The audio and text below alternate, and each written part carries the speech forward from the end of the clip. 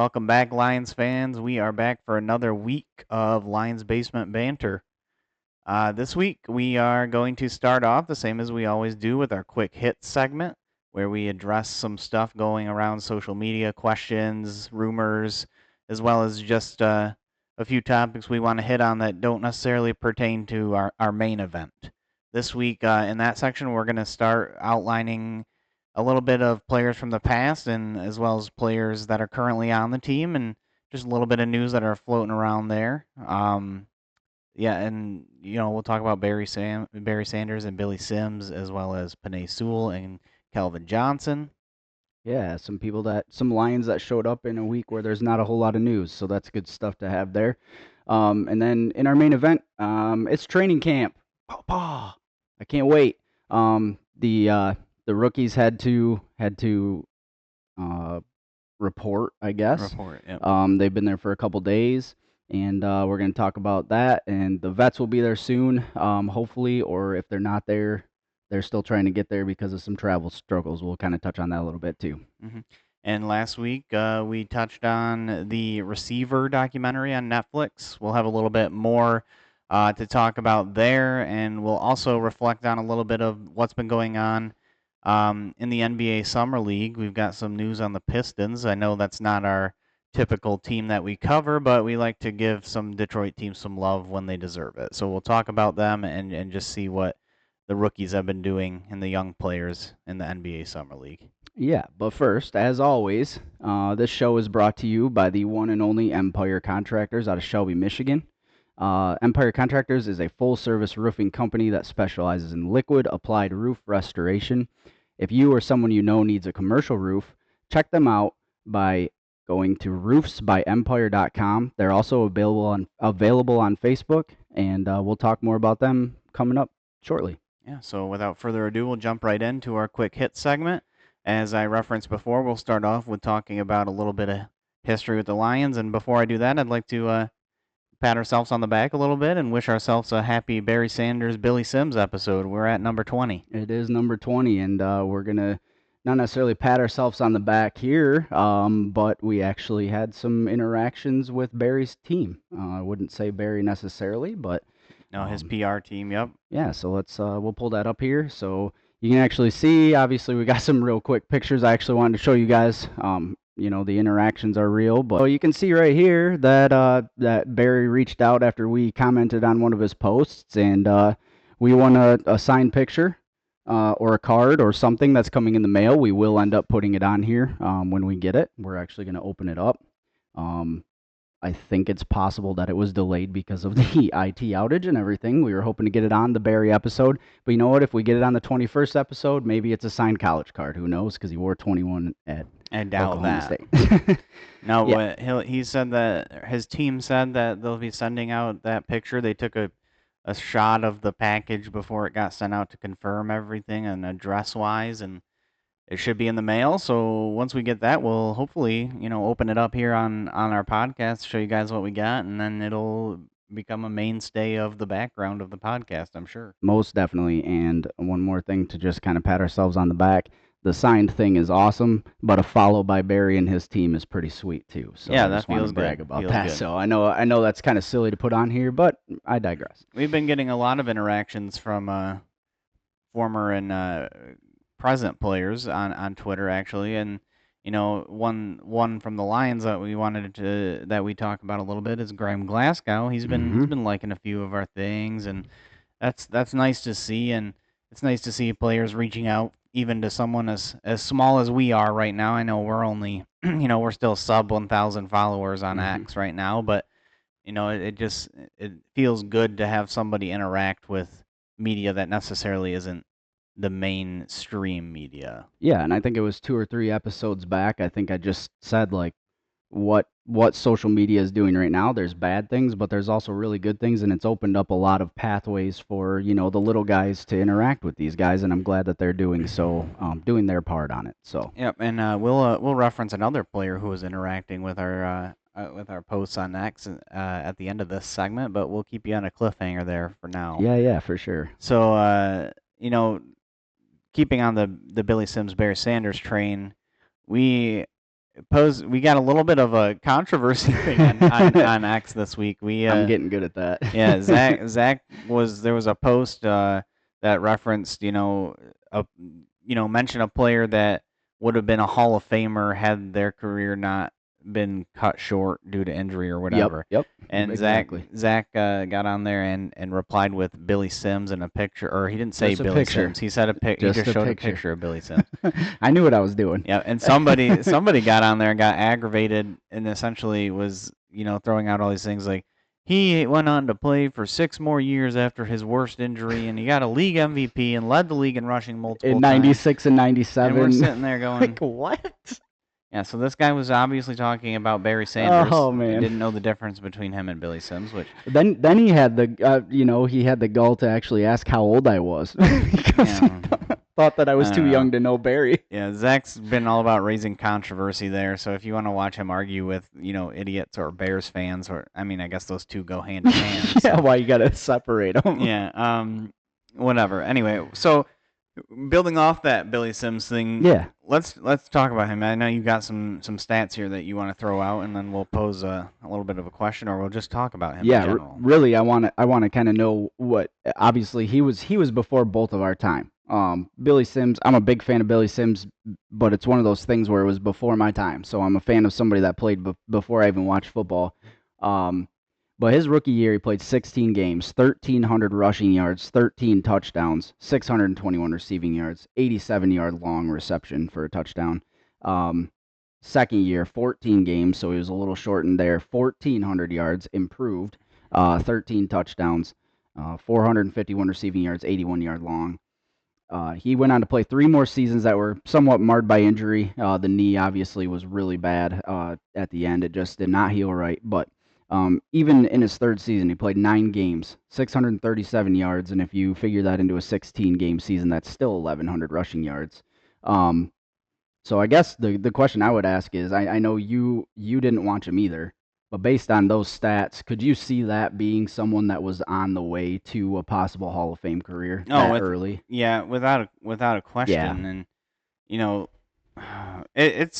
it's hard for me to look at that because the way the NFL plays now is so much different in terms of stats. Yep. So Yep. you look at that, and that's a good season right now. If you look back, obviously shorter seasons, it was very run heavy. Yep. So those are really good stats for back then, but they're also probably for back then they weren't as eye popping as they are nowadays. Yep, that's true. That being said, of course, he was still a great player, and anytime you talk about the Lions greats and you kind of go back and look at Barry Sanders and Calvin Johnson and Night Train Lane, and those kind of guys get thrown around a lot out there, but Billy Sims is just as active in that conversation, and which is astonishing because of the short career that he had. So I think so. And for that reason, I'm sure that had he gone on without any injury problem, could have been a, Hall of Fame type player. But when did he end up retiring? Do you know? I don't remember the How exact close was he year. to Barry? I think it was the next year or couple years after. So, it was a few years or a couple years so after. let's put this into perspective though. Had he not been injured, we may not have seen Barry Sanders as a Lion. That's true. That's very true. Yeah, you never know. I doubt you're not going to have a guy like that that's producing that much and go out and draft another top tier running back. They just weren't doing that back then. Sight unseen, you might have. For example, who knew that Montgomery was going to do as good as he did with the Lions in his first season? Then we went out and got Gibbs. So sight unseen, that's a little different. But yeah, I see where you're coming from for sure. And this is a way, like we've already mentioned, this is a way different league than it was back then. Big time. They weren't doing backfields by committee all the time. It was usually one workhorse guy, and then you would get guys that would spell them, but it was on the back of that lead horse. Yeah, you were getting Barry running the ball with Corey Schlesinger just balling his way through. So yeah. I think so. But yeah, that's neither here nor there. So let's talk about somebody who already is in the Hall of Fame for the Lions. Let's move on to Calvin Johnson. Mm-hmm. It was announced last weekend that he will. Is that correct? I don't know. You just looked at me like maybe I was No, wrong. I Okay. didn't. I think it was last weekend. He was announced that he will be added to the Pride of the Lions, which is essentially the Detroit Lions Ring of Honor. Yep. And that's going to happen on September 30th, which, just so you guys know, is a Seattle Monday night game, and just so happens to be on this guy's birthday. He's itching to get to that one. I'm trying so hard, but I know it's going to be really hard to buy tickets, and it's going to be really hard to afford tickets to that one. But is Calvin Johnson the best wide receiver to ever do it? No. Okay. No. Best for the Lions, no doubt. I don't think is Calvin Johnson the most freak athlete to ever do it at wide receiver? I think yes. Okay. But is he the best to ever do it? No. And I know other people have had longer careers, so there might have been an argument to be made had his career gone longer. But I don't think you can put him above a Jerry Rice right now. I just don't, or like a Randy Moss. I don't think I would put him above either of those guys. I think he could be, top 5 right now, but I think he definitely deserves to be in the conversation with other guys like Terrell Owens. I don't see why not. But Do you put, just because we're doing quick hits here and stuff based on what we've seen, do you put him above or below Terrell Owens in your rankings? Because that was a straight up fight on Twitter. I think I put him above. Just it's a bit biased, of course, always. But Terrell Owens was a really good receiver as well. Another freak athlete. They were both really good, but I think Calvin Johnson just had the edge talent-wise and the edge production-wise based on the time that he played. Yeah, I agree. And, I will never put somebody above a Detroit Lion that played for the 49ers, the Cowboys, and the Eagles. Literally, those 3 teams are the most insufferable teams. So you're not going to put Jerry Rice above him because he played for the Niners. Yeah, well, he also played for the Raiders, and so yeah, we'll give him a little bit there. Yeah. But actually, to be honest with you though, just because of how athletic he is and the coverages that Calvin got and all of this, I do put him over Jerry Rice. I think he's he didn't have the longevity, he didn't have the career length that Jerry Rice did. But my opinion is Calvin Johnson is a better wide receiver all around than Jerry Rice. I'm not even going to entertain that conversation. I think Moss was better than Calvin by a tick, but I've got Jerry Rice at 3. Crickets. I'm not gonna entertain that because regardless of what he could have done, he didn't do it, and I just cannot. That's true, but in the right space of mind. That's true, but you gotta be careful because you also get into the argument. That's what everybody else says about why Emmitt Smith. Everybody puts, or not everybody, but people put Emmitt Smith above Barry because Barry didn't play as long as Emmitt. Well, Barry had a choice to. No, Barry was a better player than Emmitt Smith, regardless of the stats and how long he played. That's what I'm saying with Calvin and Jerry. I think Calvin was a better player. I just think, I know Barry didn't play as long as Emmitt Smith, but he was better than Emmitt Smith, and they were playing at the same time, and I think that's why it's easier to compare the two. That's true. When you're talking about Calvin Johnson and comparing him to guys that played 20 some years before he got into the league, that's... And we're getting back into the whole run heavy versus pass heavy. Yeah. It was starting to make that change. Yeah, and then you've got guys that are outside of that people are going to bang the table for too, like a Steve Largent and guys like that that were really good for their time, but you put them in an offense today and they might have been even better. Right, or worse. I mean, it's hard to say. It's the same. You're going back to the LeBron and Michael Jordan argument. I mean, that's really what it is. So let's move on. If you're some people, they'll put Kobe Bryant in that conversation. Let's move on right this second. I don't put him in that conversation. But moving on, we've got we'll start talking about the present Lions on the team, and one in particular that we want to talk about is our star right tackle, Penei Sewell. He's been garnering a lot of respect from PFF, especially this offseason. He was ranked as a number 1 tackle, the number 1 lineman, and even as a player at PFF, he was, in that top tier at any given time. But this offseason, they released a ranking of their, top 50. Top 50 players, and he came in at number 28 on that list. And the guy making the list was drunk as hell. Yeah, and I guess that answers the question that I was going to ask is, do you find that ranking too high, too low, or just right for him? I think that is atrociously low.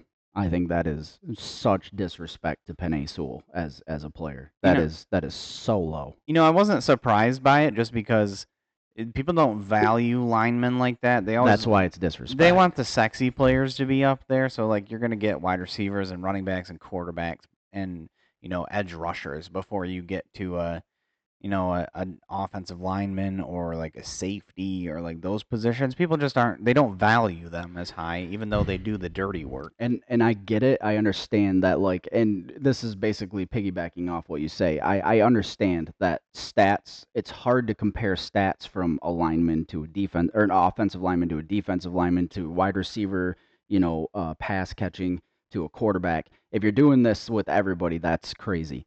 I know that's got to be difficult. But if you're looking at based on the position each person plays, this guy is the most freak athlete at his position than anybody else, in my opinion, in the NFL. The thing that caught me more off guard than the 28 was what they did was they would put their ranking for what they landed in, and then they would put their position rank next to it. Mhm. That one was more disrespectful to me because I believe, if I remember right, he was like fourth at his position. I think it was like 4 or 5 or something. Yeah. So I'm sitting here thinking, I'm who so are the mad about three this that are ranking. above Penei Sewell?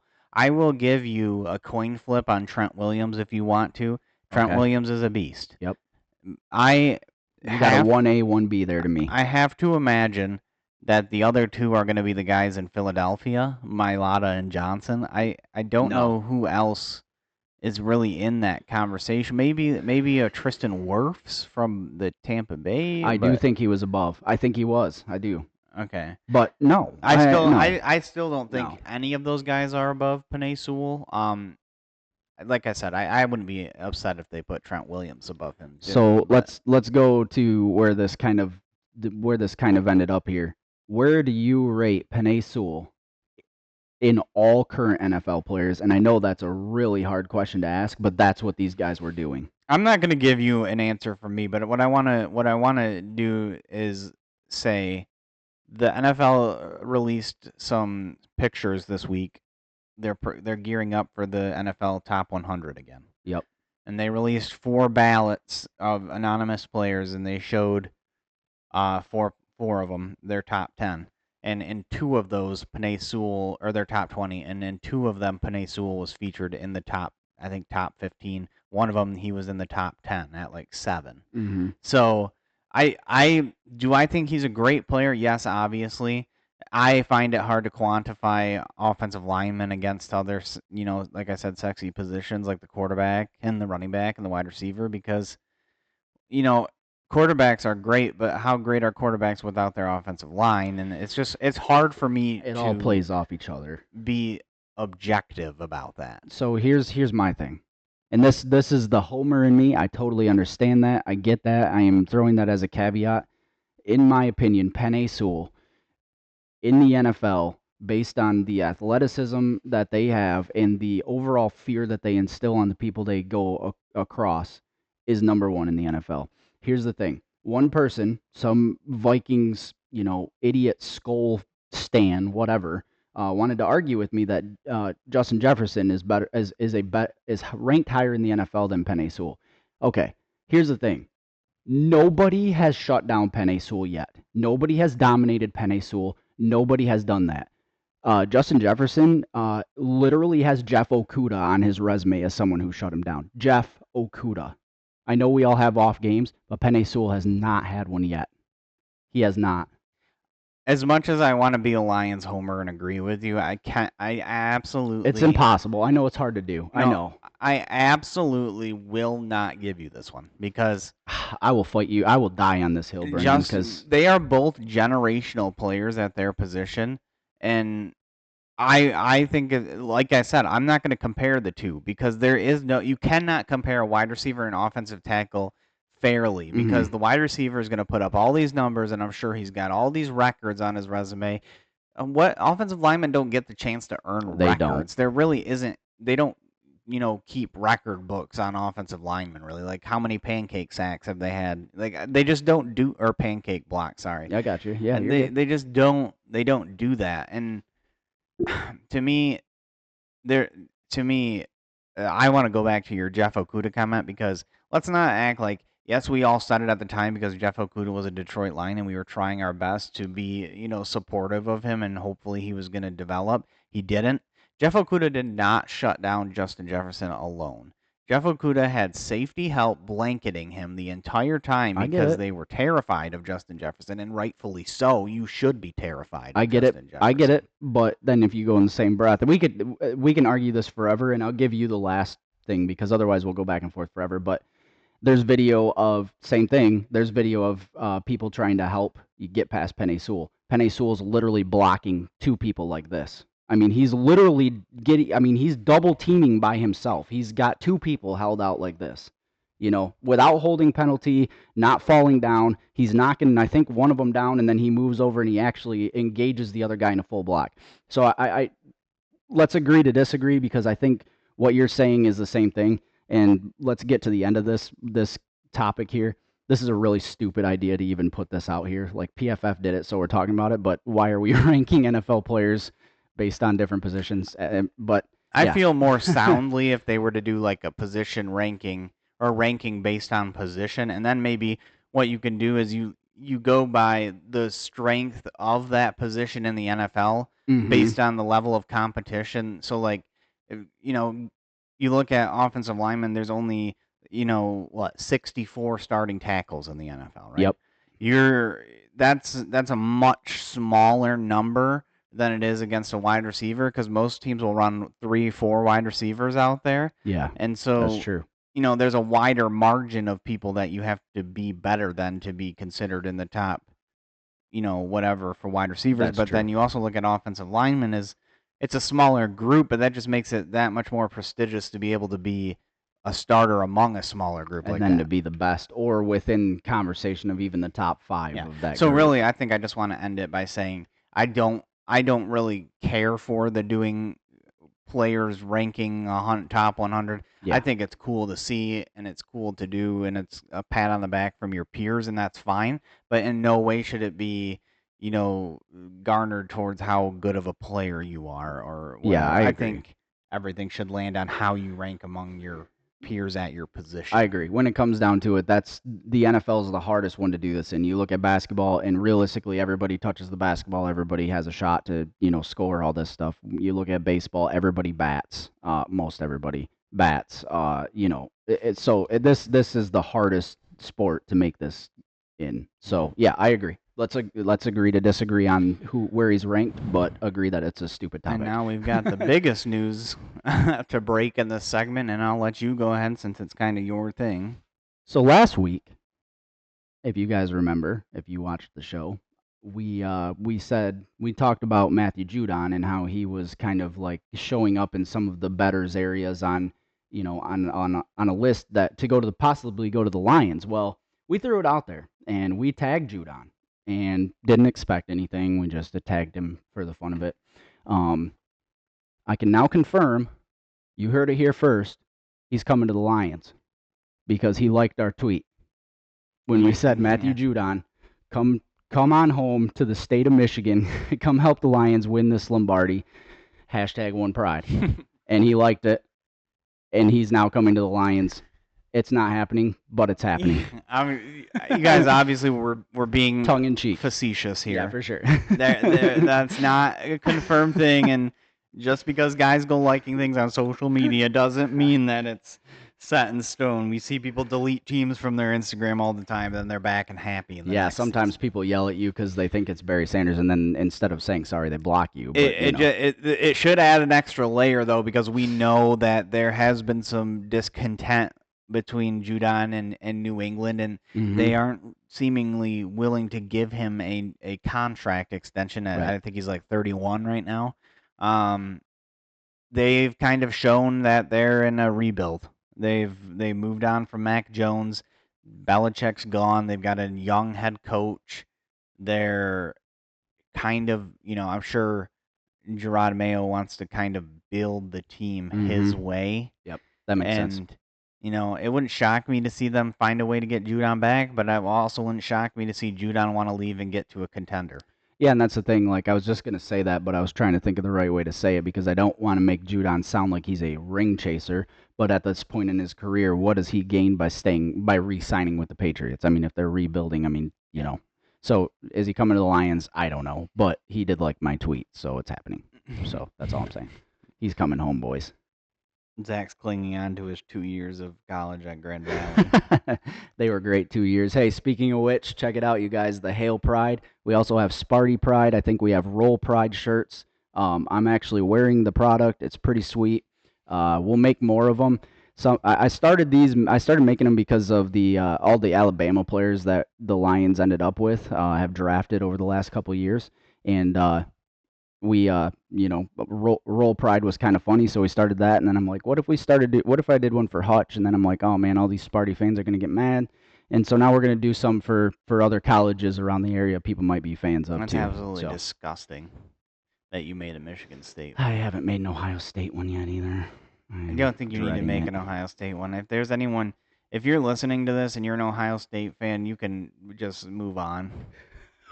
No, come on, man. We're just doing. Move on. Because I'm not giving you anything. I will not give Ohio State props. I will do nothing of the sort. It makes me throw up in my mouth even mentioning their name.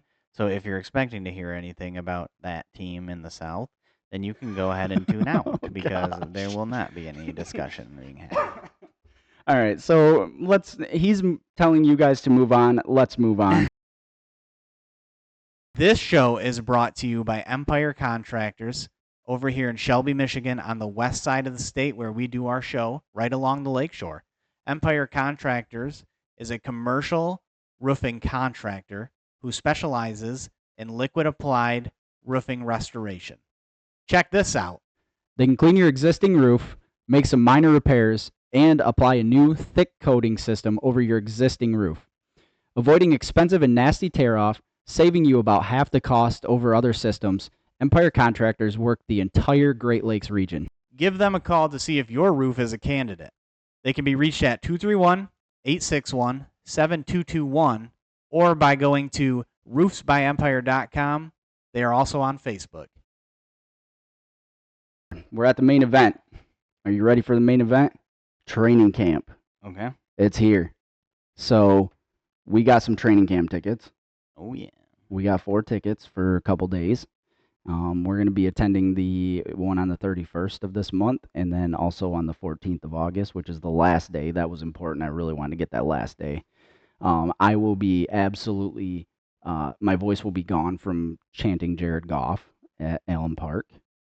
And I might be the only one doing it, but I do not care. If anyone else is looking to add me to their group so that I don't have to be next to him, I'm taking applications. I have been working all year. All my life, actually. I've been working all my life for this, okay? To chant Jared Goff? No. No. Listen, I knew I wasn't going to have enough people, and I knew he was going to, leave this group. So, I've been working all my life to get this body big enough to where I can paint my body with lions and not need other people. Success. Anyways, we will be there for 2 days. We did get the 30th as well, and I think we actually are going to end up giving those out, possibly. We'll see. But I might actually have somebody else that we can hook up and make their day too. So we're going to see what happens there, but we will definitely be there for those 2 days. I don't know if we're going to be.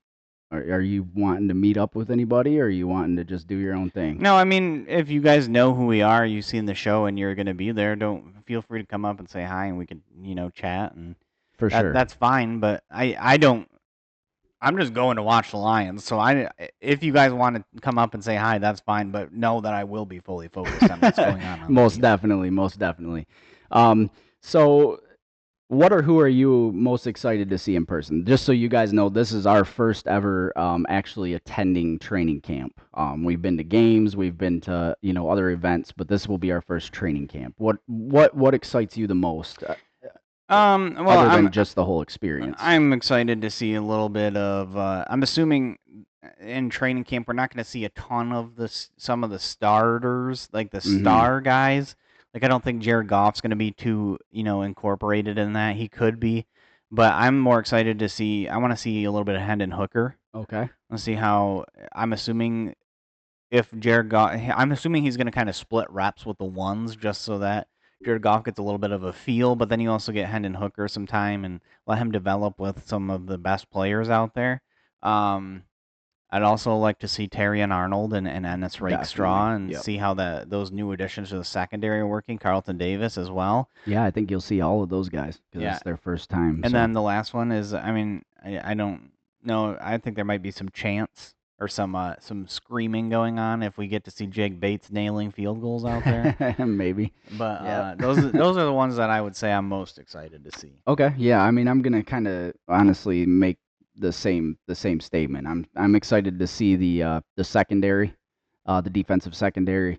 I can't wait to see Terry and Arnold in person because his even just his TikTok. If you guys if you guys check out his TikTok, man, he is a character. I love it. He's awesome. I'm excited to see that. Uh, I think the other thing I would say I'm excited to see is DJ Reader. He's actually there. He reported with the rookies, which is pretty sweet. Um, but just everybody I've talked to that's been around him or seen his games in person say he's just an absolute massive human being, and I'm just excited to see these NFL players, especially DJ Reader. So, yeah, that's what I got. So, um, with that though, there's players struggling to get to Allen Park, and Anzalone was actually one of them I saw. Um, because of the IT outage, we're not going to go too far into that, but it's just crazy to see like how hard it was for people to actually show up, and I wonder if this plays any kind of damages. Um, are they going to lose days? Is anything going to happen there? Well, I don't know. I guess I don't understand what the outages are. I don't know how a Microsoft outage is going It shut to. down the computers at some of the airlines, so they couldn't actually Oh, okay. send So it's like flights. it's an airline thing. Yeah, so they're all Okay, well, behind. then that makes sense. I thought you were saying like we're having a Jamal Adams 2.0 on the Jets Hard Knocks No, no, when no, he no. was trying to get into the building and he couldn't his No, no, code or no. his card I'm wasn't talking working. flights. I'm talking flights. No. Uh, Yeah, but no, I don't know. I think there has to be some kind of understanding where the NFL, if it does come to that, would say give an extension on training camp or allow I a would few think so. makeup days or something, Yeah. but I wouldn't worry too much about that. I would hope that's the case. We'll see. So rookies are there right now. They had their I think it was like their conditioning test. Yeah, it was. And Terry and Arnold took to his TikTok, and basically saying that we're he's getting a feel for how hungry the Lions are for a Super Bowl. He was quoted on that TikTok as saying that conditioning test was no joke. These boys really trying to win a Super Bowl this year. I'll tell y'all what, and I'm in shape. So what he's saying is he is exhausted. He went over to a couple of vets, Kirby Joseph and Hendon Hooker, and they didn't really sound like they were as tired as he was. But then he went over and he's like, I got to get Rake in this. He went over and saw him, and Rakestraw's like kicked back with his feet up. Looks like he's about passed out. He's on his phone, but it looks like he's about passed out. So these rookies are getting a taste, and like he said, he can tell this team is damn hungry for a Super Bowl. So I'm excited for that.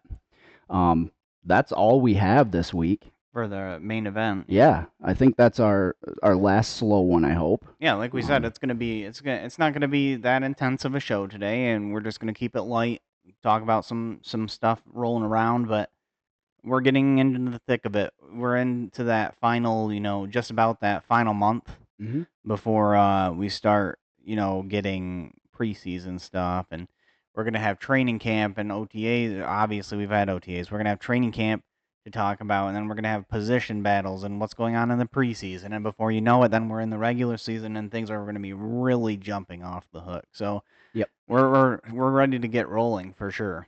So here's the thing, man. I got something I'm gonna throw out there for you. Mhm. I got when I was thrift shopping, I found an old football trophy, and I think what you and I are gonna do is we're gonna obviously get set up. Hopefully by the beginning of the season, we'll be set up in our new spot. We are under construction here right now and on the set, but we're gonna hopefully get set up. You and I are going to do pick'ems every week. We'll pick. not just the Lions, but every team, every matchup for the week. And each week, whoever gets the most correct is gonna have that trophy in front of them on the next show. So just something kind of fun. It probably won't move from my spot. It'll collect dust, but maybe it'll show up in front of you once or twice. So. Yeah, sure. Anyways, well, I'm just gonna say this: there's somebody over here that claims that he's gonna be this fantasy guru, but yeah, he continuously finishes in the bottom of the. No, I got third last year. Don't even. After starting out 0-5. Oh, thank you, CJ Stroud. I appreciate that. Let's move on to that. Was random. So we're going back to receiver by Netflix, right? So Devontae Adams. He's obviously a big person on that show. One of the features, and they put him in the spotlight as someone not happy with his current spot on the team, or not happy where he is with the Raiders. He came back after everybody saw that, and Twitter kind of blew up about it and all that. And he actually said that he is locked in with the Raiders, but this isn't all one quote. There was some context in between, but he did say if he were to go somewhere else and be reunited with anybody, it would be Aaron Rodgers. Well, that makes sense. I mean, where else would he go to be reunited with somebody? I get it. The only teams that make sense for him to be moving to would be back to Green Bay or to the Jets. Yeah. I get it. But when you're under the spotlight and you're under scrutiny like this, a comment like that is stupid. It just didn't need to be said. He wants out. I know he wants out. I know, but to sit here and say, you're contradicting yourself. I'm locked in with the Raiders, but I've thought about going with Aaron, basically is what he's saying. Like, okay, that's cool. That's cool. I get it. Everybody thinks about it. That's what you're about to say. You're about to say people think about that, whatever, and he does want out. We know that. You can just feel it. But are you locked in or do you want to go? Because you can't say them both. It doesn't make sense. I don't know. I'm so upset with the way that turned out because it was kind of a feel-good thing to have him and Derek Carr reunited, and then that whole thing got so mucked up. They screwed it up. Well, I mean, when you hire McDaniels, there's only so many good things that can happen. Yep. That totally got messed up. Anyway, we'll move on off from him, and we're going to talk about Caleb Williams. Now we're moving on to the bust. It was reported this week that both him and Rome Odunze signed their rookie contracts. However, there was a thing of Rome Odunze signing. I don't know if haven't seen anything related, but I had heard that was not a confirmed report from Caleb Williams that he had not yet signed that rookie deal. Oh, okay. Because him and the Bears were going back and forth on Caleb Williams and his team not wanting to add language into the contract that prevented the Bears from franchise tagging him once his rookie contract was up. What are your thoughts on that? What are your thoughts on asking? Initially, my thoughts are, wow, like entitlement is what I'm thinking. But then I start thinking about it a little bit, and I understand where he's coming from. I think the franchise tag is the stupidest thing, and I still think it should be. I don't support the franchise tag because all you do is lock guys in to somewhere and either make them unhappy or you take away a year where they could be doing something somewhere else. It's like holding someone against their will, and the NBA, as much as the turnover is over there, they kind of have it right. When you have a player who's upset and obviously doesn't want to be with your team and there's no reconciling that, then you need to move on from that player. You need to find a way to get ample compensation back and let the player move on. There's no sense in holding this grudge of we drafted you, so you need to be with this team. You're part of our vision for well, that's fine, but you're not part of the vision for his future anymore. Right. I mean, yeah, shout out Devontae Adams because he's about to head this way, I'm sure of it. But yeah, to me, I get it. I totally agree with the point you made. Like the franchise tag is not correct. I think there's a better way to do it. I don't know what it is, but there's got to be a better way to retain players. The NBA is doing it where they can sign them to a max contract that's a little bit higher than other teams. So you get, if you stay with a team, you get kind of an incentive, I guess. You get more money to stay with a team you're already with and re-sign. But you can still go to another team and sign, a large sum of money. what balls though? I mean, just yes, like you said, it screams entitlement. I understand that it's stupid, but for you to like come in here to sign your rookie contract and to say, well, throw in that no franchise tag, like who are you? You haven't played a damn snap in the NFL. You could walk out there tomorrow and like break a leg. I mean, I'm not saying I wish that on anybody or anything like that, but I'm just saying like the nuts on that dude. Well, yeah, I mean, and I'm always going to play devil's advocate here because I'm not in any way, loving the Bears, obviously, but you talk about, high profile prospects in the past. I'm not sure that we've ever seen a Caleb Williams come in and just he has so much attention and story behind him, and he's been touted for years as this, generational player that's going to turn around a franchise immediately. I don't know that we've seen that level of play or that level of Glazing. focus on a player in a while. So I could understand why he's asking for it because he feels he deserves the choice to guide his own future past that. And that doesn't mean he's not going to re-sign with the Bears. It just means he doesn't want them to have the power to lock him down should something go wrong between them or, it doesn't work out and he's playing well and the team is not. Okay. Yeah, I see that. Okay. But I will say, last thing on that franchise tag thing, I think we should get rid of the franchise tag. I like keeping that non-exclusive franchise tag or that transition tag, I think is what it's called.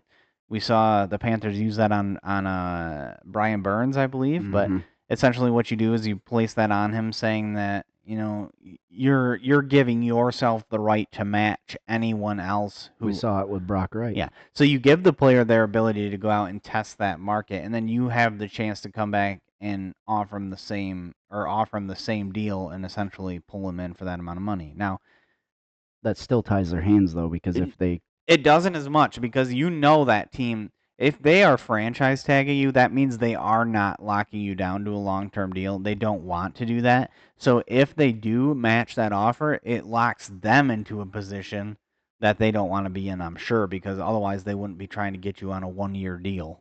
That's true, and I've argued this with guys at work or whatever. They say, well, that maybe the way that other contracts are structured on within a team, they do that for 1 year to get a guy, to keep a guy, but not put him, that's great. But Brad Holmes has done it to where, look, what have we done? We set up to where next year we've got enough money to sign because Goff's only taking a small amount this year or whatever. So and let's not act like you're saving money like by franchise tag. Really. You're essentially giving them a 1-year contract at the top of the list of guys at their position. It's a 1-year They're making like $20 million a year just on a franchise tag. So it's not like it's this cap guru thing because you're really not saving any against the cap by doing that. Yeah, for sure. Okay. So that's what we got on Caleb Williams and the bust that is the Bears quarterback. We'll move on to the NBA Summer League. Round it out with the Pistons here. Yeah. Speaking of people that hopefully are hopeful but may possibly bust, we'll see. But Ron Holland, he's playing in Summer League. We knew he is who we thought he was. He's put up stats. He's played well. He's a freak athlete. But his shooting sucks. That's what it is. 16.7% 3-point, 34 from the floor in the first 2 or 3 games of Summer League. Not good. The other thing is Marcus Sasser, second-year player, who I thought might actually be the person that we needed as a shooter. 21% from 3, 28% from the floor. The shooting's not there, man. Like, we did not improve in shooting. Yeah, we got Tim Hardaway Jr. He can shoot, but he's at the end of his career. We just don't have the young shooting. We just don't have it. I saw some Ron Holland clips, and of course, highlights only show the good stuff, really. But he looked good. I think he's a freak athlete. Obviously, he's going to have to develop, and that's what's going to be the trick in finding out if we made the right move, general manager, coach wise, is can they take a guy that has raw talent like Killian Hayes did when we got him, and can they develop Refine it. him into what he potentially could be, or does he stay at his floor instead of excelling to his ceiling? Mm-hmm.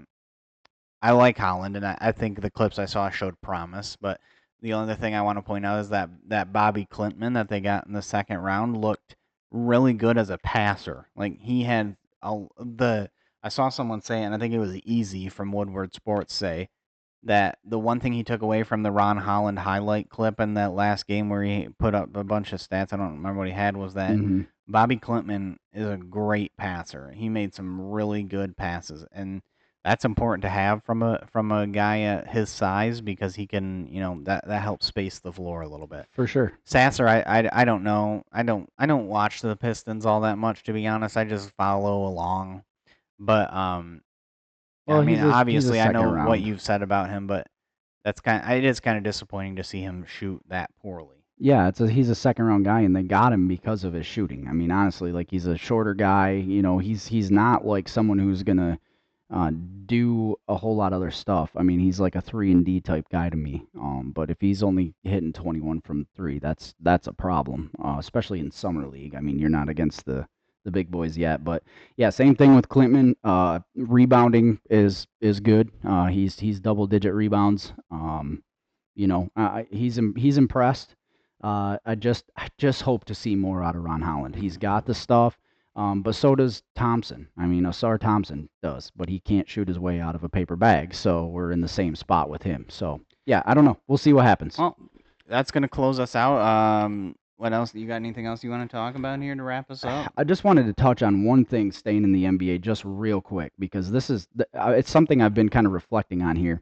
LeBron James is almost on his way out, right? I mean, we can agree that he's got a couple years left.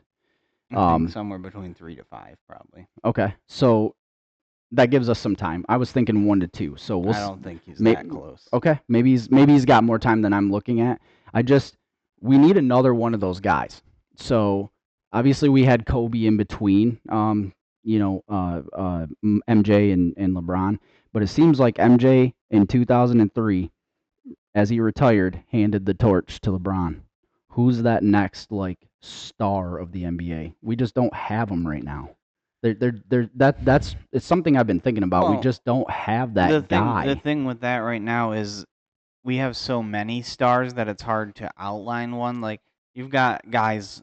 Jokic is incredible. Hmm. Giannis looked like he might have been that guy, but he's not been as impressive as of late. But he's still up there. Steph's getting out, so obviously we're done talking about that. But Still I got think Giannis. Anthony Edwards is another one that could elevate to that spot. Joel Embiid's been good. His injury history obviously complicates. Right. Yeah, that's true. But there's a Luka Doncic. There's a lot of guys. We're not in that same era of we have one guy that's just so incredibly better than everyone else. We just have a lot of guys that are really good. We're headed back to those 80s like Bird and Magic and all that kind of thing You where got Wemby coming up now. You yeah, got you don't necessarily have one generational guy. You've just got a generation of good basketball players. If you ask him, I'm sure Jason Tatum would say it's him because he's basically the second coming of every player that's ever played well, evidenced by his stolen celebrations from every single one Oh of my them. gosh, and and his pre games and his everything else. Yeah, I got you. All right, so that's it. You got anything else? I'm good, man. All I'm right. good. So that is going to wrap us up. Hopefully, this week is better on Lions news and not as bad on everything else news, and we avoid presidential assassination attempts this week. And people dropping out and all sorts of other stuff. All kinds of stuff happening in that realm, but that's not our space to talk about. So we do not will get not. political. Nope. And to wrap this up, I guess I've only got one thing left to say, and that's go Lions. Go Lions, baby.